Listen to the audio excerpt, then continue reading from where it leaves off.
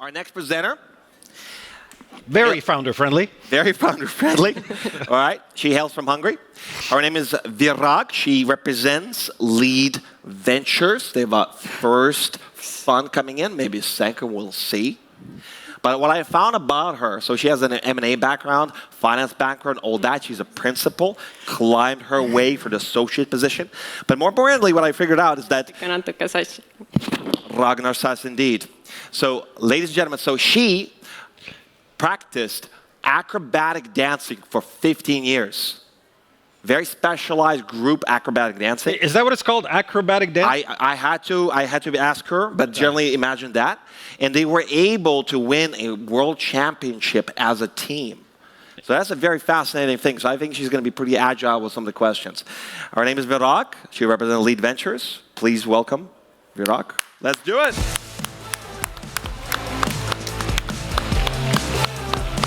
Now you have the clicker. We've tested this. It works. And uno, dos, tres.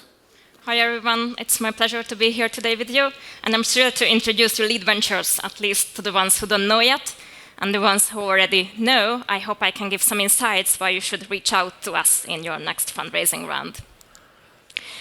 So let's see, we are a CE-based venture capital firm. We started our operation 6 years ago, and although we are generalists, we love business productivity solutions, new materials, mobility areas, and AI-focused visual use cases as well. We are managing more than 200 million euro funds right now, and thanks to our committed LPs, we are in the process to launch our second fund with 100 million euro, and it will be just launched probably in June or July. We are evaluating approximately 500 leads per year, which I can say much more than the annual number of transactions in the field of CE and the Baltics together in a range of 2 to 20 million euros, which is usually our core business.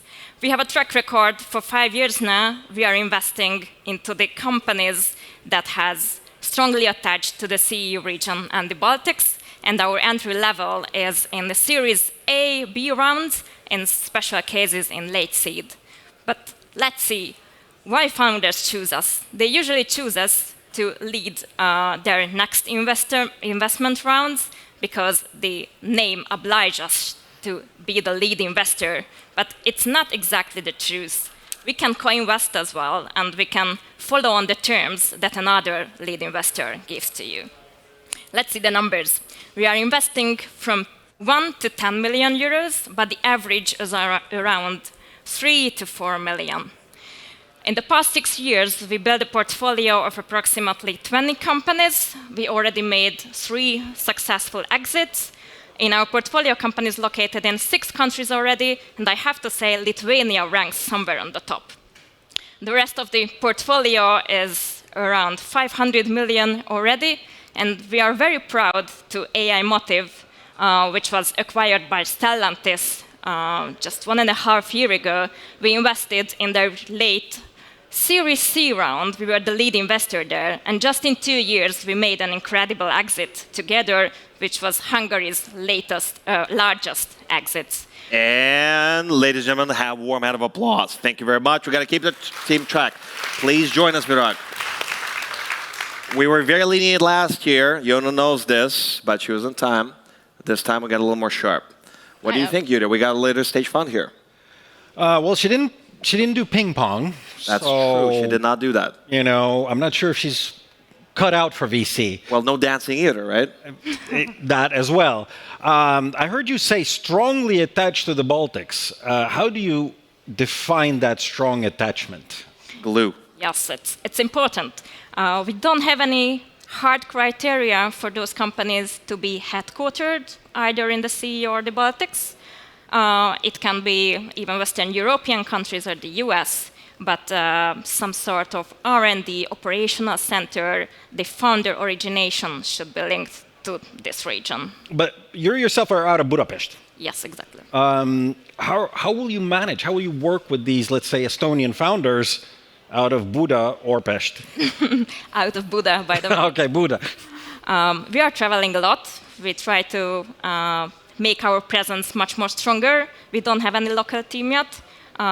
with the current team of 12 people, we are traveling and build our network there. I have a thing related to you. I'm interested. So we had this conversation before. You came out of one of the big four auditing and advisory firms, EY, right? So along with Deloitte and the PwCs. And there's an old age debate that we held and right now we started. And a long time ago, basically, it's operator versus, well, professional investor. So when you sit on boards, when you do the investments, like what value add do you bring coming that experience from working in M&A, working in advisory, but most likely you haven't started a company as a founder, right? You're more of a consultant. How often do you start the sentence, we at EY did, or never? I think never. Never. Okay, Never. That's good. That's probably a good thing. Never. Ladies and gentlemen, sometimes consultancies bring their own frameworks and they kind of start imposing them. How has it affected you, and how does it affect the value add potentially that you bring to the founders? Consultancy, of course, is somewhat different than founding and operating an own company. Yeah. But in my case, I think it's my benefit to be sitting on the board, because I don't feel personally involved in hustles and hard personal cases, but I can keep my calm, make persistent decisions, and have a rather outsider view to give experiences, perspective on that specific situation, and not heavily involved personally. Can you give us an idea to the founders in this room? And ladies and gentlemen, in the back, I want your participation using the QR code, but please tone down the voice in the back a little bit. Thank you very much. But we'd love to hear your participation in QR code. What I want to hear Virag, is an example maybe when you had a hard case in your past that, of course, allowed you to both empathize with somebody who's building a company. I built a few small companies, burned out twice, personally. Mm-hmm. Right? So sometimes it's a challenge. You will work in a later stage, but I'd love to hear some of the personal experiences. I faced with one hard situation. It was hard on my end as well, but on the founder's end as well, because it was quite a late stage company with many investors in the cap table, from pre-seed to late seed investors. Their investment time frame was different, and in that sense, their motivation was different.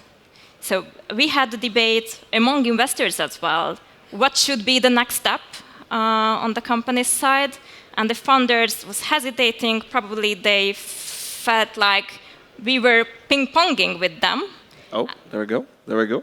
And that they cannot step onto one or the other's investor side.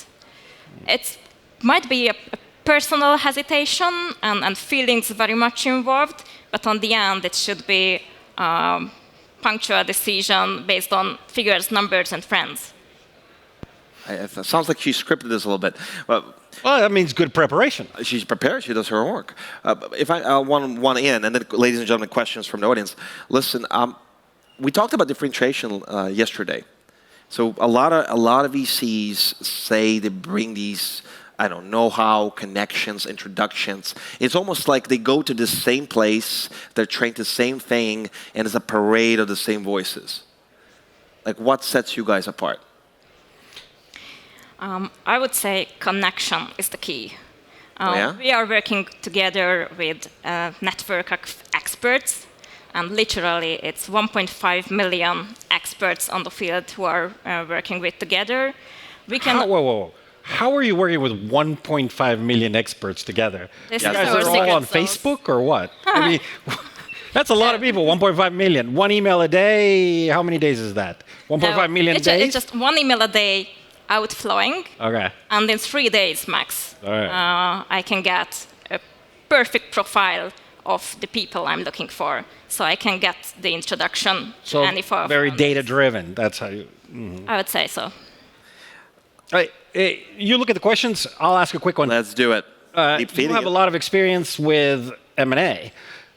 The way that VCs actually make money for the first time is at exits, Indeed. right? That is sometimes a difficult moment, right? How do you negotiate, how do you advise the founders when's the right time to sell? Because you want to get out as fast as possible, as high a rate as possible. Maybe the founders have a different idea. Might be, but I would say investors have different ideas as well. Some of the investors are looking for the greatest IRR, compounding with the time effect. Some investors just looking for a multiple on their invested money. What about you guys? We're looking for ARR, the greatest ARR, what we can achieve. The technique, I would say, the key is to continuously monitoring the market trends, to not just think over what could be potential competitors or clients who would acquire your company, but what are the other areas, players on the market who can vertically increase their segments and can enter into new markets and can evaluate higher the company than just looking for the general synergies. That's a lot of words, man. It kind of made sense, though, to me. It made sense? Yeah. I see. I'll give one more. Could you give an example, maybe a little more meaty, where you really helped a founder out? Once again, to close this. Very quick one. Yeah, it's a general but specific case.